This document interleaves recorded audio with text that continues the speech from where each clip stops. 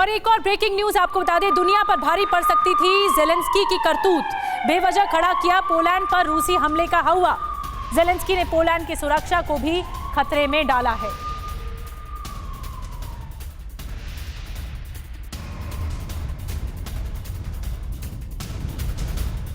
तो क्या ये जबरदस्ती हवा क्रिएट किया गया ज़ेलेंस्की की तरफ से और ज़ेलेंस्की एक विलेन के रूप में सामने आए? बहुत गंभीर सवाल ज़ेलेंस्की पर उठ रहे हैं क्योंकि यूक्रेन के राष्ट्रपति की करतूतों से साजिश की बू भी नजर आई है। आइए आपको समझाते हैं कि पोलैंड पर मिसाइल गिरने की घटना के बाद ज़ेलेंस्की के रवैये और उससे पहले पूरे वॉर के दौरान पोलैंड को स्टैंड जो है ये पूरा स्टैंड क्या है इसे समझते हैं। ज़ेलेंस्की क्या एक विलेन के तौर पर सामने आया? ये देखिए पोलैंड ने क्या किया, ये सबसे पहले आपको बताना जरूरी है। पोलैंड सबसे ज्यादा बढ़ चढ़कर यूक्रेन का साथ देता रहा है। जिस दिन युद्ध की शुरुआत हुई थी तब से पोलैंड की ये स्ट्रैटेजी रही है, वो युद्ध का साथ देता रहा। यूक्रेन ये जूस और आइसक्रीम शॉप चलाते हैं और हर महीने 3 लाख तक कमाते हैं। आपको शुरू करना है, इनसे सीखना है तो फ्रीडम ऐप को अभी डाउनलोड कीजिए। सबसे ज्यादा शरणार्थी रेफ्यूजीज इस वक्त पोलैंड ही पहुंचे हुए हैं। इसके अलावा यूक्रेन को मदद देकर पोलैंड ने खुद को खतरे में डाल दिया है। ये अगली बात बताएं तो अब पोलैंड में मिसाइल गिरते ही जिम्मेदारी रूस पर डाल दी गई। ज़ेलेंस्की के जरिए सबसे पहला काम ये किया गया। अगर पश्चिम भी भरोसा कर रिएक्ट कर जाता तो फिर क्या होता?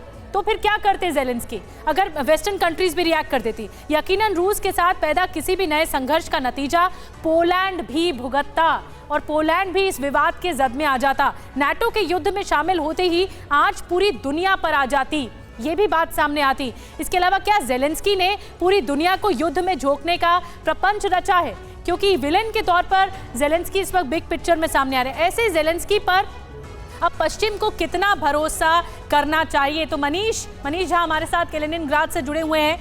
मनीष, क्या अब जो नाटो या फिर पश्चिम देश हैं वो ज़ेलेंस्की पर भरोसा कर पाएंगे?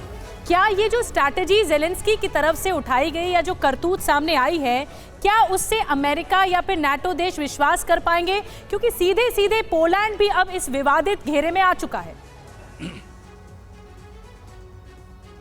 देखिए, जहाँ तक पोलैंड का सवाल है तो रूस यूक्रेन युद्ध में खास करके बीते 10 महीने में पोलैंड ने बहुत ही सक्रिय भूमिका अदा की है।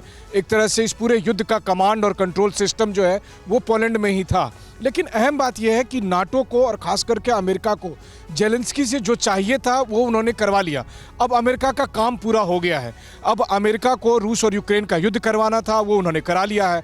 नॉर्ड स्ट्रीम गैस पाइपलाइन तबाह हो चुकी है। यूरोप के तौर पर अमेरिका को एक नया मार्केट मिल चुका है। तो अमेरिका चाहता है कि अब ये जंग बंद हो। लेकिन इस बीच में ज़ेलेंस्की को एक लत लग गई है कि वो दुनिया के सबसे मशहूर नेता हो गए हैं। पूरी दुनिया उनकी बात सुन रही है। वो पीड़ित से ना जाने कब भस्मासुर हो गए, अब उनकी इच्छाएं बढ़ गई है। तो नाटो और अमेरिका की भी वो बहुत हद तक सुनने वाला नहीं है और इसी वजह से अब अमेरिका ज़ेलेंस्की को कंट्रोल विक्टिम कार्ड खेलने की कोशिश कर रहे थे। मनीष, बहुत बड़ी बात आप कह रहे हैं। पहले ज़ेलेंस्की विक्टिम कार्ड खेलने की कोशिश कर रहे थे कि वो बहुत पीड़ित हैं, अब वो भस्मासुर में बदलते जा रहे हैं कि नहीं, ये जो मैं कह रहा हूँ वो ठीक है और मेरी बात सुनी जाना चाहिए। ये जूस और आइसक्रीम शॉप चलाते हैं और हर महीने 3 लाख तक कमाते हैं। आपको शुरू करना है, इनसे सीखना है तो फ्रीडम ऐप को अभी डाउनलोड कीजिए।